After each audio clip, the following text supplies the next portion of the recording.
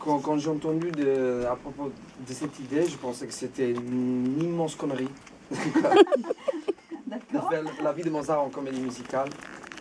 Mais j'aurais jamais imaginé que des gens comme Jean-Pierre Pilot, qui venait des Réals des Aziz, de Christophe Willem, voilà, qui venaient d'enchaîner des tubes, ou des personnes comme Olivier Dahan qui venaient juste de gagner un Oscar, ils s'attaquaient à ce projet. Donc ça veut dire que c'était l'occasion pour unir l'onirisme, l'intello, etc. au trait commercial. Alors en France, on en a besoin de ça, c'est-à-dire d'unir les deux, parce que c'est très très séparé. Oui, il y a beaucoup de frontières en France entre les différents projets. Beaucoup de frontières et surtout une grosse séparation même par rapport aux gens, aux protagonistes de ce genre de projet. Donc du coup, c'était une grande occasion pour moi de vivre une vraie aventure. Et donc voilà, donc ils ont construit, ils ont soigné les détails, ils ont fait des chansons, en faisant gaffe à tous les textes, toutes les musiques. Ils ont monté cet immense spectacle, c'était un immense spectacle. Et après, le style qu'on a gardé, c'est qu'une certaine honnêteté avec le public. D'accord.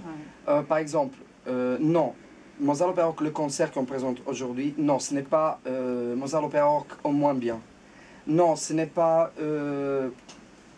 juste les chansons, ce n'est pas exploiter le public parce qu'il a déjà acheté l'album. Non. On aurait pu le faire avant. Si on l'a fait maintenant, c'est parce que c'était une idée d'une organisation qui s'appelle VDEST, qui est une organisation franco-russe qui se charge d'amener les gros talents français comme Zaz ou comme Garou, etc., ou Patricia Cass, Johnny Hallyday, dans des endroits comme le Kremlin, et comme ça, qui les engagent pour des immenses concerts. Et ils ont fait la même chose avec nous, parce qu'ils ont cru dans le projet. C'est l'évolution du spectacle finalement. Exactement. On a plus de 100 éléments, excusez-moi, on a presque 100 éléments d'orchestre sur scène. Imaginez-vous dans une époque où il manque le live, comme quel choix décalé que c'est. Quand on devait venir en France, évidemment, dans les prods, tout le monde les a conseillés de diminuer. Ils ont dit, mais pourquoi presque 100 éléments d'orchestre? On va faire 15 éléments d'orchestre.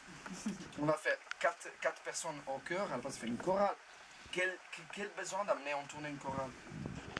Les Russes, ils n'ont pas bougé. Ils ont dit, non, Boris et Tatiana, les deux producteurs, ils étaient fiers d'avoir créé ce concept-là en France.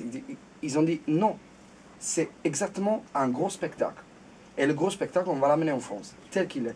Et pour beaucoup de gens, c'est peut-être la première fois qu'ils entendent un orchestre symphonique avec du Mozart en live. Parce qu'on fait du vrai Mozart en plus. Oui, il y a des interludes du vrai Mozart. Évidemment. Diane, je me retourne vers vous. Vous, comment ce spectacle est arrivé?